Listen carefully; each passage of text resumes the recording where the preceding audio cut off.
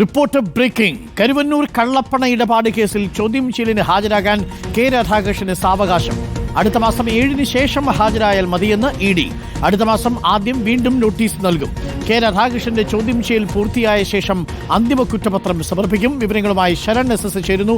ശരൺ, ഇപ്പോൾ കെ രാധാകൃഷ്ണന് അല്പം ആശ്വാസം കിട്ടുന്നു, ഒരു സാവകാശം കിട്ടുകയാണ്. ഏപ്രിൽ 7-ാം തീയതിക്ക് ശേഷം ഹാജരായാൽ മതിയെന്നാണോ ഇ.ഡി. പറഞ്ഞിരിക്കുന്നത്?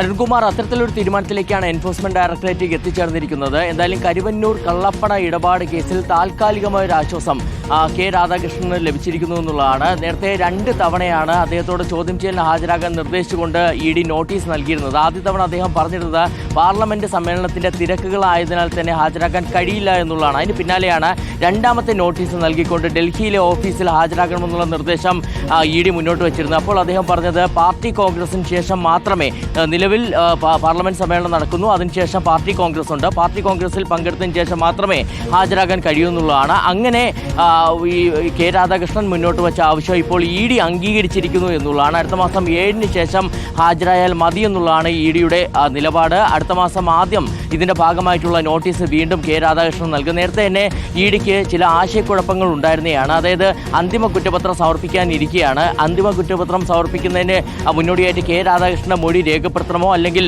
കെ രാധാകൃഷ്ണന്റെ മൊഴി ഇല്ലാതെ കുറ്റപത്രം സമർപ്പിക്കണമോ എന്നുള്ളതായിരുന്നു ആശയക്കുഴപ്പം. ആ ആശയക്കുഴപ്പത്തിനാണ് ഇപ്പോൾ വ്യക്തത ഇ.ഡിക്ക് വന്നിരിക്കുന്നത്. എന്തായാലും ഇതിൽ ഏറ്റവും പ്രധാനം, നേരത്തെ ഈ കേസിൽ CPM-നെ പ്രതി ചേർത്തിരുന്നു എന്നുള്ളതാണ്. അപ്പോൾ സ്വാഭാവികമായിട്ടും CPM-ന്റെ അതോറിറ്റിയായിട്ട് വരുന്നത് ജില്ലാ സെക്രട്ടറിമാരായിട്ട് ഇരുന്ന ആളുകളാണ്. ആ തട്ടിപ്പ് നടന്ന കാലത്ത് ജില്ലാ സെക്രട്ടറിമാരായിരുന്നവർ AC Moideen, MM Varghese, K Radhakrishnan ആണ്. അങ്ങനെയാണ് ഈ AC മൊയ്തീൻ്റെയും ഒപ്പം തന്നെ MM വർഗീസിൻ്റെയും മൊഴി ഇ.ഡി. രേഖപ്പെടുത്തിയിരുന്നത്. ഇനി കെ രാധാകൃഷ്ണന്റെ മൊഴി കൂടി രേഖപ്പെടുത്തിയ ശേഷമായിരിക്കും കേസിലെ അന്തിമ കുറ്റപത്രം സമർപ്പിക്കുക.